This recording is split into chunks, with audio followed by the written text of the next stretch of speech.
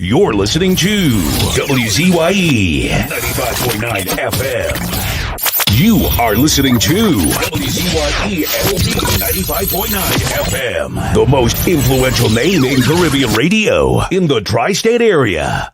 Broadcasting from East Orange, New Jersey. The most influential name in Caribbean radio. WZYE 95.9 FM. Yes, sir.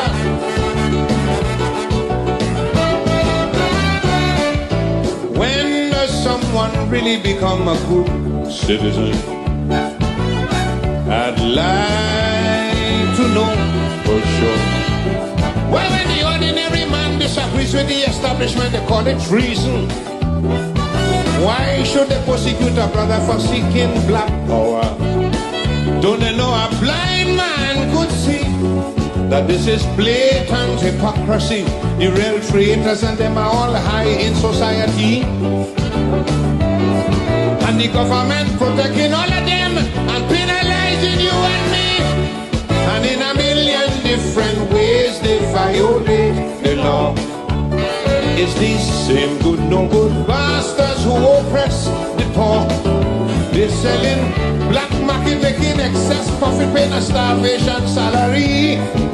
Them good citizens are the architects of economic slavery.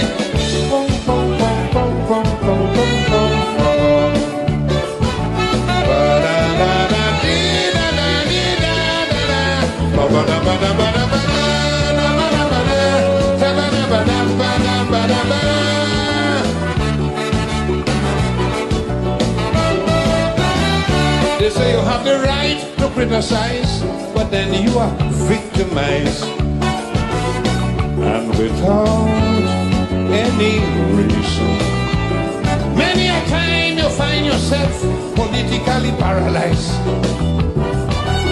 by that same good citizen. Still his fakes and force enjoy a long life of luxury while they spread corruption throughout the country. When they should be arrested and protected and respected in the society, and in a million different ways they violate the law. It's these same good no good bastards who oppress the poor. They're selling black market, making excess profit, paying a starvation salary. These good citizens are the architects of economic slavery.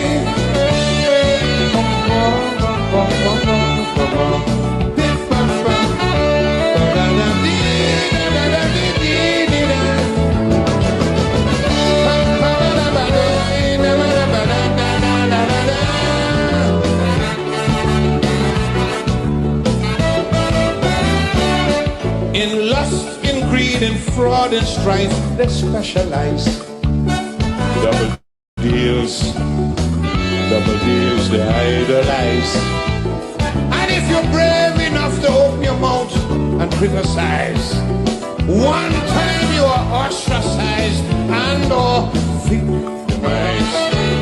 Still they go unpunished and unaccused of any crime, while on the backs of the ordinary man these vultures climb.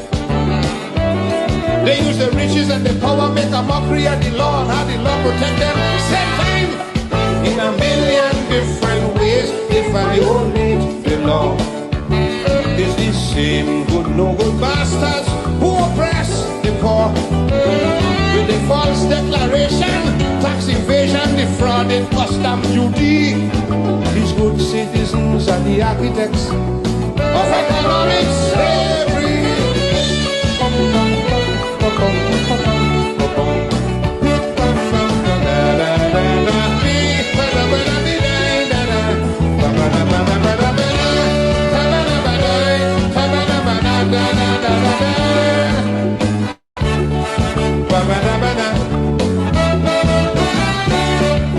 High society hoity-toits, the bourgeoisie, have no regards for we. Manipulating politics, control economics and industry. We live in luxury while we see misery.